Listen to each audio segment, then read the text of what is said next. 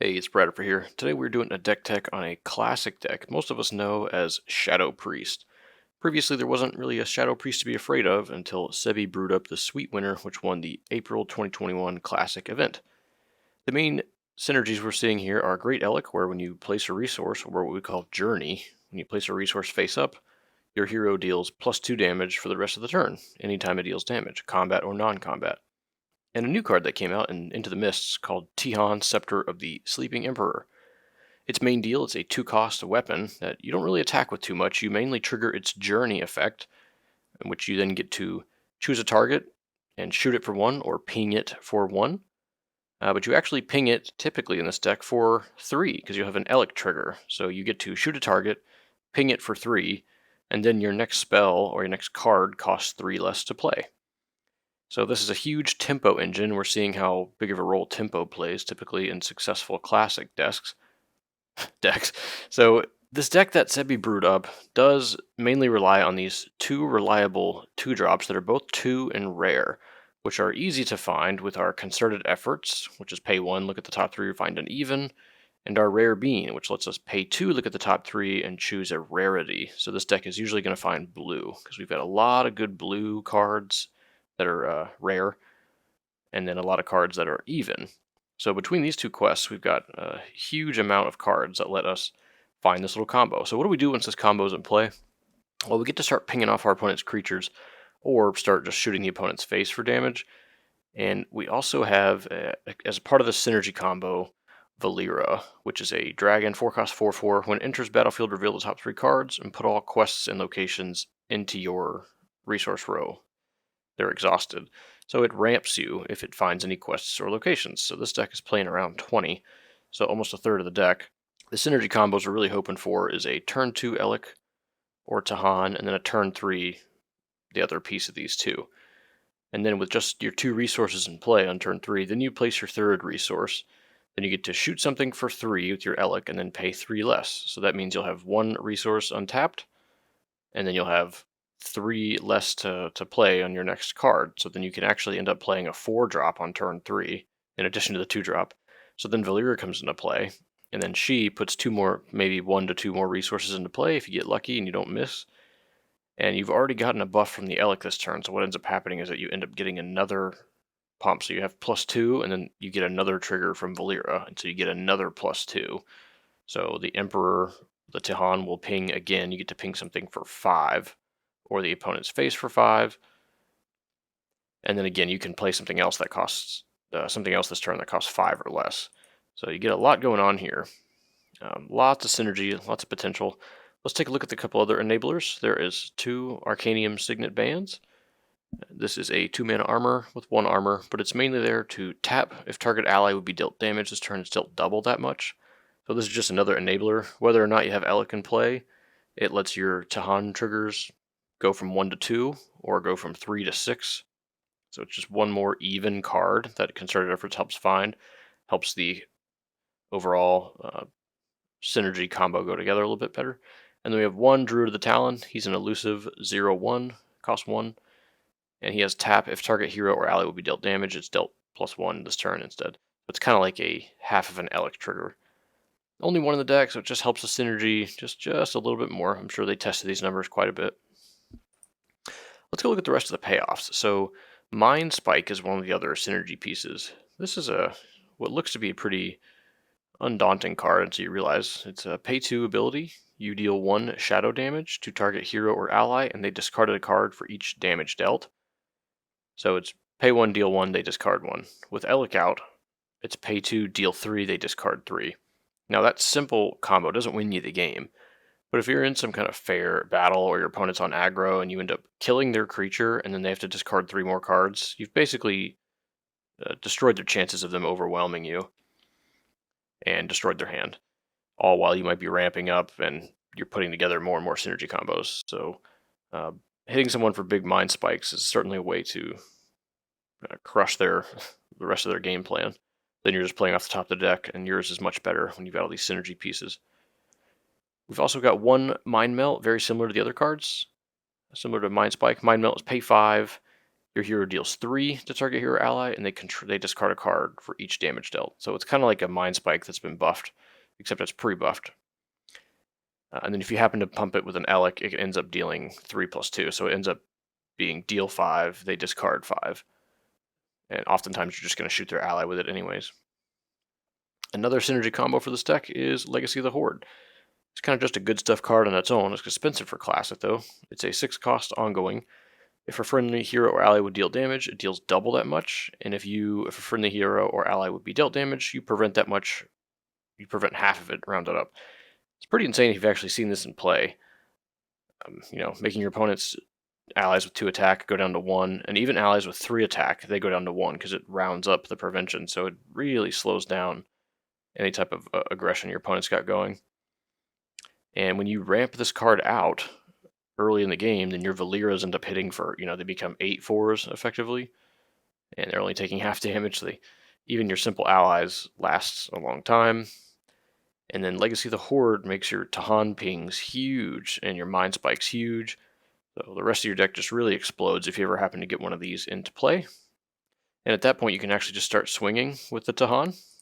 And at the time of that deck being played, it was only 2 costs to swing. So you're swinging in and hitting pretty hard. Just gives you a backup plan.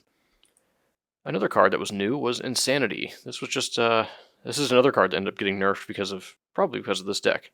It was just pay 6, gain control of target, non-hero card. And at the time, that was really useful for getting ahead, ramping ahead of your opponent, and then stealing one of their quests. So you steal a resource, and you're also stealing a piece of future card advantage they were going to use. And you can use that, again, to your ramping, kind of like your Valeera, which lets you ramp. And you might be doing this really early, like turn 3, turn 4, stealing a huge piece from them. So you're ramping yourself and pushing them back a turn.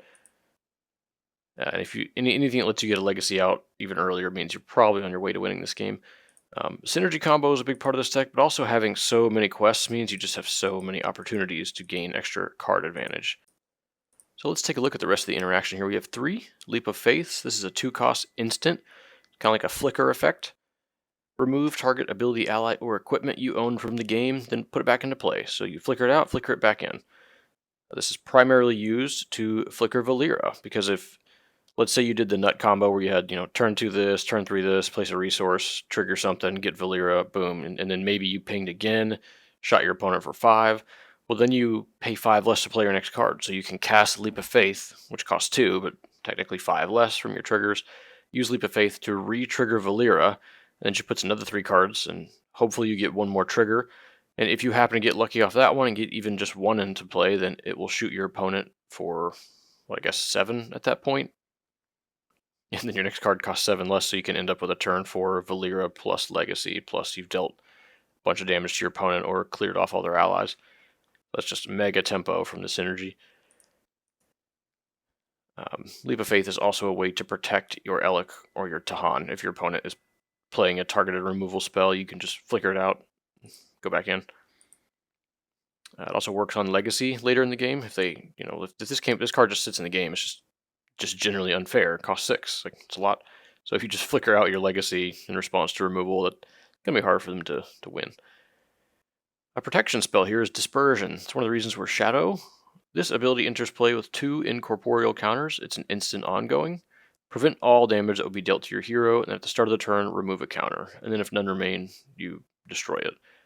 So with only 2, we have 2 more in the sideboard. This is just a pay 2. Again, it's rare and it's blue, so it's findable by our best quests here. Just pay 2 and you can't take any damage for a couple turns. Huge way to buy time. It's not like it removes a counter every time you take damage. You just don't take damage for 2 turns. So if you're playing against some hyper aggro deck, pay 2, prevent 20 damage is basically what this card reads. And one of the best things about it is you can Leap of Faith. So when it's about to blow up, after both counters go away, you can Leap of Faith, whoop, and it resets, and now you've got another 2 turns out of it. And Leap of Faith is another card that's 2, costs 2, and is blue, findable by our best quests here. We have 1 Tithe main deck, and I think 2 more on the side. This is pay 2 instant, ready, target opposing ally. It is a protector, and you gain control of it. So you mind control their guide temporarily, and it's a protector. This is great versus the opposing aggro decks. They're attacking you with a bunch of 3/2s or something, and you take their best one, block their other best one. So just a 2 mana instant speed 2 for 1, which might be all the tempo you need to just kind of claw your way back into the game. We've also got Emerald Lifewarden, only 2 of these. This is a 4-cost 3/3 dragon. You can place an additional resource. You can place an additional resource on each of your turns. This card is particularly useful if you end up with a bunch of quests in your hand. Just gives you the ability to double ping up real quick off your Elekk and Tihan combos. It also doubles as a resource. You can stash it, and it has reveal the top card of your deck if it's a quest to put it into your hand. Pretty good chance you're actually going to, just like right off the bat, around a 20% chance, or a 33% chance that this just works. And then you've also got some quests to help set this up, and it's just a resource if you just need to ping something, which oftentimes you do. You just run out of resources by turn 4 or 5. Over here, we've got 1 Gathering of Wits. This is a huge card draw spell. Gain. At the top of the curve, we have 1 Gathering of Wits. This is a 7 mana ability. Gain control of any number of target opposing allies with combined costs less than or equal to your resources. So it's a permanent mind control that grabs a couple of their guys. It costs 7, so you might be able to ramp it out into play earlier than this, but it's hard capped based on the number of resources you have. But again, if your opponent has like a 2-drop and a 3-drop, and you get to cast this a little bit early on turn 5, you might just take their 2-drop and 3-drop permanently. And yeah, again, it's just kind of backbreaking. Too many cards that deal just a little too impactful. And Alana the Hopebringer, a 6-cost 2/8. At the start of your turn, you may draw the top half of your deck rounded up. So it's not an effect you want to do very often. But this looks like it was in here as an even card to grab off concerted efforts, and occasionally lets you, draw 15 or draw 20 or something like that. You get 1 trigger off this, and it's a 2/8. So if they can't immediately kill it, then you're going to be able to draw enough cards that you should be able to win the game with 1 trigger off this card. Let's go take a look at the resources, since that's a huge part of this deck. We already know concerted efforts, super consistent and cheap and free with Elekk. Capture a mine, pay 1, reveal the top 3, and put a revealed location or quest into your hand. This is great because about a third of the deck is quests and locations, so just a way to find our next resource to help trigger one of these cards. We saw a rare bean. This is usually going to grab blue. Occasionally, if we want to grab purple with it, that gets you Legacy or Alana. But that's about it. You're almost always going to grab blue. And then down here, Seeds of their Demise. Again, tempos are important in Classic, and this is a 0 mana quest. It lets you delve, which is scry 2. Look at the top 2, and then put them back in any order, or put them on the bottom in any order. So you can just kind of set yourself up. It's often a great way to find a quest if you're going to stash Emerald Lifewarden. Seeds is also a way to dig a little bit further towards your Tihan or Elekk, whichever one you're missing. If you just don't have it, well then completing 1 or 2 seeds and look for it. Whatever you need, Seeds helps you find. Not great for card advantage, it's all about tempo and speed. That's the goal here with this card. This was a new quest, What is Worth Fighting For? It's from Mists. It's pay 5, draw 2 cards, or if an opponent went first, it's pay 3, draw 2 cards. So not overpowered or anything, just consistent, nice little 2 for 1. And at the time, it was just a fair way, because really going first in this game is a big deal. So if you end up going second, you just need a little bit of help, and that's what this card could do.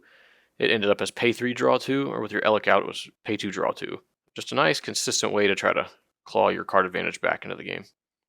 Then we have another fair quest, Proving Grounds. Just pay 2, draw a card. Again, with Elekk out, to pay 1, draw a card. So just a simple way to round out the curve. Let's take a look at the sideboard. It's cheap and interactive. We have 3 mini Voodoo masks, just a way to shut down opposing abilities or equipment with cost 3 or less, which is a lot of the impactful cards in Classic. 3 Dispel Magics. It's both instant, so it's just a card you can leave up, and if you need, blow something up at instant speed. It only costs 1, so very cheap and interactive. Tithe. 2 more of these. This means we have up to 3 of these. So against the aggro decks, we get 3 Tithes, which is just basically backbreaking. The instant speed 2 for 1 that they have to play around. Or like they can't really play around. Just like if you have it, you have it, and then you get to start pinging away their stuff with your removal spells, and kind of hard to come back from that.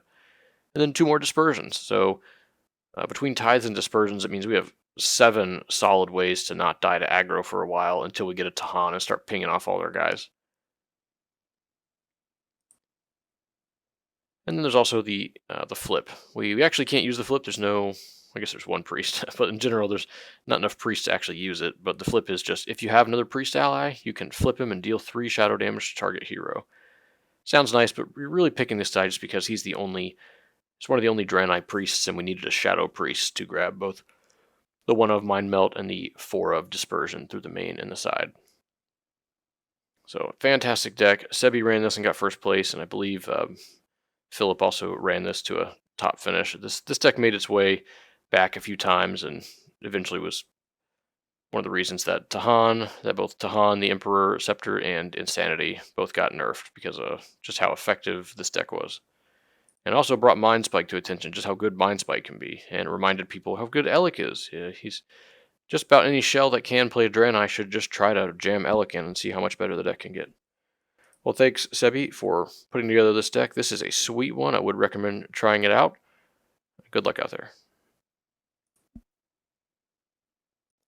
So we're not quite done with this deck tech yet. I wanted to show you a version that I took Sebi's deck and just added just a few cards, barely made any changes, and ended up grabbing a first place finish in the December 2021 tournament. Fun times, and here's the minor changes I made. I moved 1 Dispersion out of the side into the main deck. Just wanted access to 3 of these in case I'm really getting beat down by aggro game 1. Added a single Taste of Divinity, and this ended up being a solid removal spell. It's a blue spell, so it's findable by your proving, was it Worthy Bean? Something like that? Well, a rare bean. It's findable by a rare bean. So it's nice to have just a little bit more card selection, because it does kind of feel like you're playing a handful of, Ponders, Preordains type stuff with restrictions on it. And the card costing 1 being flexible means it's just going to be useful in a lot of your matches, killing opposing allies or just killing an ally. Basically ends up killing just about anything. It's flexible. So this was a great add. I really liked having at least one of these. Another thing we're adding here is more cards that are even and are rare, because these are findable by all of our best quests. So Tosh Chaos Render, a 4-mana 0/0 opponents can't complete quests. You can complete opposing quests, and he gets a +1/1 for each opposing face-down resource. Just a 1 of, but you might be able to find him if you're going through enough quests and you're finding more quests off your Capture the Mind. You just have access to a lot of card selection. So Tosh is a great card who I think on his own is a very unique effect and did end up winning a game or 2 throughout the tournament that I grabbed first in. Devouring Plague, this is another one. Your opponent's really not prepared to answer too many ongoings. Maybe they want to deal with Dispersion or Legacy, and Devouring Plague I think also won at least a game on its own. It's slow and doesn't do anything in some matchups, and then its card is backbreaking and unbeatable in some other matchups.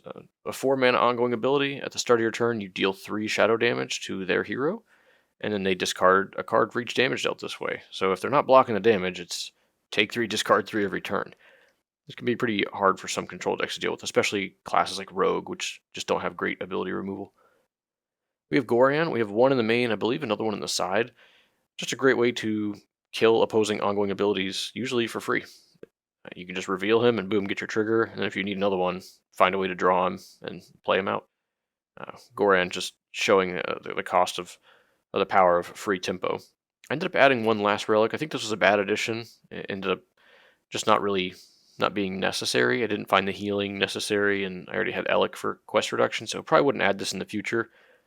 Might just add again like another taste to guarantee some ally removal early game, or another one of these powerful 4-drops that's got a lot of good matchups. Another thing, we were playing into the December League, which this quest was particularly good. The Reason for the Season. During your turn, pay 3 to complete this quest. Draw a card. If it's December, draw another card. So I replaced the Panda quest, which is like great if you're on the draw and went second. I just took that one out and put this one in, which is just basically, it's like you're always on the draw. It's always pay 3, draw 2. Or with the Elekk, pay 2, draw 2. That's another reason I went with Tosh here, because I knew a lot of people would be playing this December quest. So if I can get my Tosh out, and then I can just start completing their quests, then each one's a pay 3, draw 2. It's a good way to gain some advantage while they're having to kill my dude here. Let's take a look at the sideboard. Oh, I did change a few quests. Again, with all the Capture of Minds in here, I wanted to wait. There it is. Capture of Minds. It's the one that lets you pick a location or quest. I wanted to have a couple of these that are like 1-ofs that have power. So Restless Dead is a main deck way to have some graveyard hate and card draw. It's pay 3, shuffle both graveyards, and then I draw a card. It's not instant speed, doesn't necessarily disrupt a combo, but most people aren't expecting this. It costs 2 with Elekk out, so it's just a way to interrupt and disrupt their graveyard, and you get some card advantage along the way, so at its worst you get to draw a card. Worthy of passing, this card's making a name for itself in basically any deck that puts permanents into play. We can't really reduce the cost at all, but it can just be a great quest to grab, and it's gonna draw some cards. And then we have Tithe's Diversion. You can use this to flip over a location or flip over the opposing quest. So whatever you might need, Tithe's is just a decent way to, it's like a utility quest that you might be able to grab. So I think at the time the Horde quest came out, that's a draw 3, so I wanted some type of abilities to answer it. And I think the 6 cost Insanity ended up being a crucial card against a lot of those matchups where at the time you could just take their best quest. It's going to draw 3, so you get to take it. So we definitely saw that play in there a little bit. Here's the sideboard I went with. Pretty similar. We have 3 masks, a single Amulet of Spell Shield. This was pretty viable. Just seeing how many decks are burn based or just want to go face with some burn, like burn Druid. It's such a common strategy. Burn Rogue, burn Hunter. I've played some burn Mage before. So Amulet of Spell Shield for 1 mana, just being a permanent, this thing can really, really buy you some time. The 4th Dispersion went down to only 1 Tithe main, 1 in the sideboard, and I don't know if it's a great choice. There's plenty of matchups where Tithe is amazing, but anyways, that's what we went with. We had 1 Xingho, which was 3 cost at the time, just a way to break through opposing armor or their dispersions, just makes your stuff unpreventable. 1 more Goran in the sideboard, which gives us 2 Gorans total, just free cards to pop their ongoings. Sebi had the 1 cost one. I think Goran was a nice way to basically guarantee some ongoing ability destruction without even necessarily having to commit a card to it. And then 2 Scourge of Lordaeron. We still had some graveyard combo going on, so we had 1 OK quest main and then 2 in the side, plus the Capture Minds to try and find it. Means we had pretty decent utility with our card selection. So anyways, that is just a slight modification to the Shadow Priest Sebi made, and you can kind of make some modifications yourself if you want to try this deck. And this is still a really solid deck, very scary, lots of good synergy pieces, despite the nerfs that came into a couple of the cards. So definitely try it out.